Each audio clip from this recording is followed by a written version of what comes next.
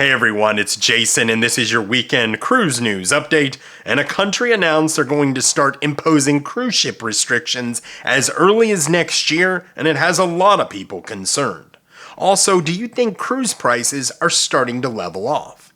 And what is the craziest cruise question you've ever seen asked? So cruise story number one, and this has a lot of people concerned, as the Prime Minister of Greece announced it was time to put restrictions on how many cruise ship passengers could visit two of their major cruise ports, and that's Santorini and Mykonos. And what was interesting is he didn't give a number of how many cruise ship passengers could visit, but he did give a time frame, and he said hopefully it can start next year, as in 2025. Now, what's interesting about this is, if you know anything about the cruise industry, you know all cruise lines have their 2025 European cruise schedule already built out. And many of them have both of those islands built on itineraries. And what's interesting is, while we don't know how many cruise ships or passengers can visit those islands, none of these cruises are in the penalty phase right now. So let's say it's 10,000 passengers and they have to start dropping some of these islands. Well, you could go, I booked it so I could go to those islands. So even if you lost a little bit of a deposit, then you might just go, no thanks. And here's the interesting thing, like for us, is we booked a May Mediterranean cruise and it has both of those. And I have to say it, if they drop both of those, or even one, I think I would possibly cancel. And that'll be an interesting thing for them. Because here's the thing is we're starting to hear this every single week. Major ports. I think last week was Valencia. We've heard of Palma. We've heard of Barcelona. Now these two major ports had 1,550 cruise ship passengers visit last year. They're restricting now. When is it going to end? And if cruise lines start to adjust and start going to other ports, well, those ports going to go, yeah, we don't want that many. When is this going to end? And is this going to start happening in the Caribbean? It's just an interesting question. I asked it last week, and it just keeps coming up. This isn't going away. Cruise lines have to react. They can't put their head in the sand. We've not heard anything about it on earnings calls. And I'm going to tell you, this is going to start coming up in earnings calls. It has to.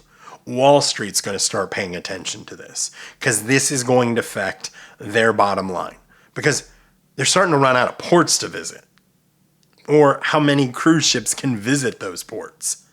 And, supply and demand's great, but if you can't visit any ports, well, they're going to be like, well, the supply could start to reduce. What do you guys think? Do you have a cruise booked in 2025 to the Mediterranean? And are you visiting these two stops? And are you concerned about it? Now, the one thing I think is interesting is, being that this is not any of these ships or cruises are in the penalty phase, we could see possibly a lot of cancellations. And does that start to level out the cruise market? And this segues into cruise story number two. And this has just been my personal experience. Don't know if you guys have seen this, but I personally have seen pricing starting to level out. I mean, it was going crazy there. Icon of the Seas came out, $8,000 for a balcony, things like that. Craziness. Well, here's my story. Is that we had the Sun Princess booked in January of 2025. And I priced the Celebrity Ascent at the same price or the same time because those are two of the lines that we like to go on. And the Ascent was quite a bit more for an aqua spa cabin. Well, we were just on the Beyond and I got curious and I'm like, hey, could you price this for me? And I was stunned to see how much cheaper it was than my Sun Princess cruise. And I looked up the Sun Princess cruise and it actually had gone down some. It was very interesting to see. I'm talking 25% less on the Celebrity Ascent in January of 2025 versus 6 months before when I booked the cruise. Are you seeing this? Do you watch your price?